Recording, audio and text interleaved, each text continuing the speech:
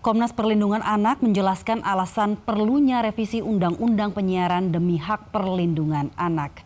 Pemaparan dilakukan saat rapat dengar pendapat dengan Komisi 1 DPR RI.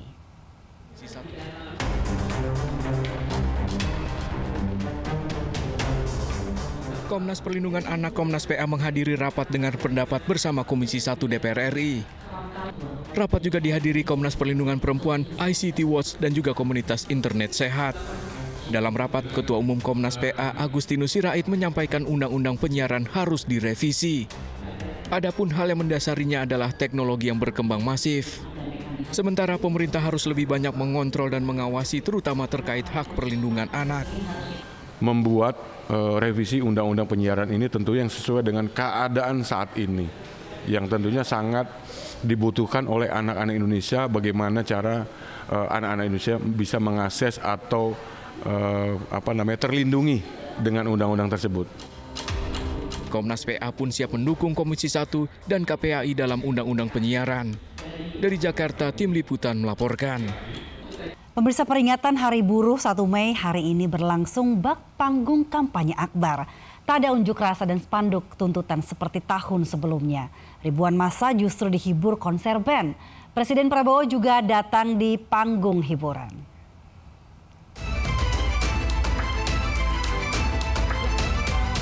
Peringatan Hari Buruh 1 Mei tahun ini berbeda dari tahun-tahun sebelumnya. Bak kampanye akbar, ribuan massa buruh yang berkumpul di Monas disuguhi panggung besar. Dihibur grup band ternama, Tip X dan Wali, juga dipandu MC kenamaan Raffi Ahmad. Tidak ada gema yel-yel buruh, juga tidak terlihat spanduk berisi tuntutan buruh seperti tahun-tahun sebelumnya. Untuk Presiden Republik Indonesia, Bapak Prabowo Subianto. Peringatan Hari Buruh juga dihadiri Presiden Prabowo, hal yang jarang dilakukan presiden terdahulu. Tercatat, Presiden RI yang datang di Hari Buruh adalah Soekarno pada 1946 dan SBY pada 2013. Di hadapan ribuan massa dan 5 ketua serikat buruh, Prabowo menyampaikan sejumlah hal. Saya akan membentuk segera Dewan Kesejahteraan Buruh Nasional. Kita akan segera membentuk Satuan Tugas PHK. Kita akan segera meloloskan RUU Perlindungan Pekerja Rumah Tangga. Tak hanya di Monas, titik kumpul massa juga terlihat di kawasan Patung Kuda, Jakarta. Massa diangkut menggunakan bus-bus mewah. Massa berangkat dari sejumlah kawasan industri seperti Pulau Gadung dan Bekasi. Dari Jakarta, Tim Liputan iNews melaporkan. Dan pemirsa, untuk mengetahui kondisi terkini di lapangan Monas Jakarta Pusat sudah ada Hamzah Hasibuan. Hamzah, apa informasi terbaru yang bisa Anda sampaikan saat ini?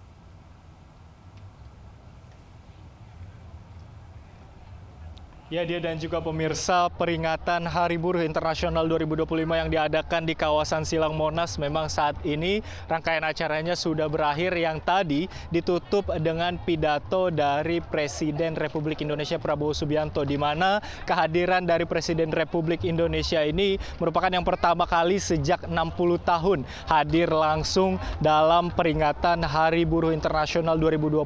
Selain itu, para buruh dari berbagai organisasi ini juga berkumpul. Ada sekitar 200.000 buruh yang langsung hadir di kawasan Silang Monas dan menyampaikan sekitar 6 tuntutan terkait dengan kesejahteraan buruh, diantaranya menghapus sistem outsourcing dan juga membentuk Satgas PHK untuk kesejahteraan para buruh. Dan Presiden Prabowo Subianto ini juga tadi dalam pidatonya menyampaikan bahwa dirinya akan membentuk Dewan Kesejahteraan Buruh Nasional yang nantinya tugasnya mempelajari tentang keadaan buruh di Indonesia dan akan memberi nasihat langsung kepada Presiden terkait dengan undang-undang apa saja yang dibutuhkan atau yang perlu diganti jika memang tidak sesuai dengan kesejahteraan para buruh. Selain itu, di akhir tadi Presiden Prabowo Subianto dalam pidatonya menyampaikan bahwa dirinya berjanji akan mempertemukan antara 150 pimpinan organisasi buruh di Indonesia dengan 150 pimpinan perusahaan yang tersebar di seluruh Indonesia.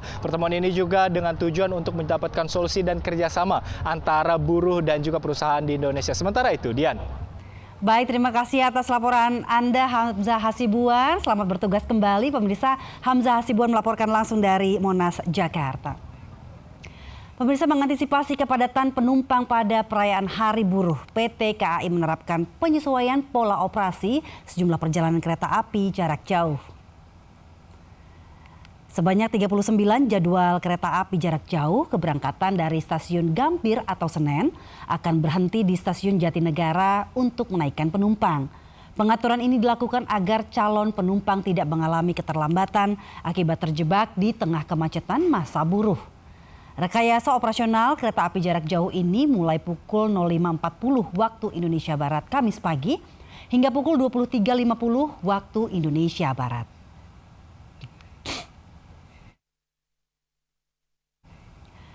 Berbeda dengan Jakarta, pemirsa, massa buruh di Makassar, Sulawesi Selatan berunjuk rasa menyuarakan sejumlah kebijakan yang tidak berpihak pada pekerja. Ratusan buruh bahkan menggelar aksi long march. Massa buruh Konfederasi Serikat Nusantara menggelar long march menuju jembatan flyover Makassar. Massa membentangkan spanduk dan poster berisi sejumlah tuntutan, termasuk menuntut jaminan keamanan dan keberlangsungan kerja serta menolak PHK massal. Tak hanya massa buruh, pengemudi ojek online juga ikut turun ke jalan bergabung dengan massa buruh. Banyaknya massa aksi yang berunjuk rasa membuat arus lalu lintas di bawah flyover Makassar ditutup sementara. Sementara aksi massa di Makassar dijaga ribuan personel aparat. Ujian masuk perguruan tinggi negeri UTBK masih berlangsung hingga 3 Mei mendatang. 5 hari pertama pelaksanaan UTBK, panitia ujian Universitas Sumatera Utara menemukan 7 kasus perjokian.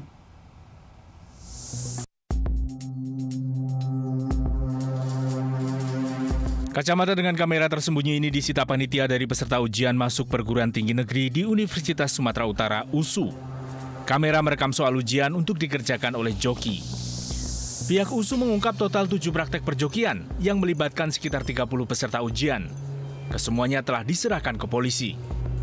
Kita menemukan 7 orang, sudah kita proses berdasarkan SOP yang berlaku. Lalu kemudian kita laporkan ke polisi dan sekarang kasusnya lagi dalam pemeriksaan oleh kepolisian.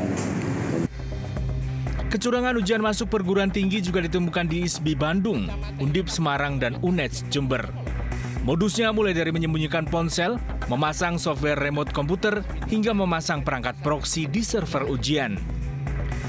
Sanksinya berat, peserta ujian yang kedapatan melakukan kecurangan akan didiskualifikasi dan tidak dapat mengikuti ujian pada tahun-tahun berikutnya. Dari Medan, Sumatera Utara, Ahmad Ridwan Nasution, iNews melaporkan.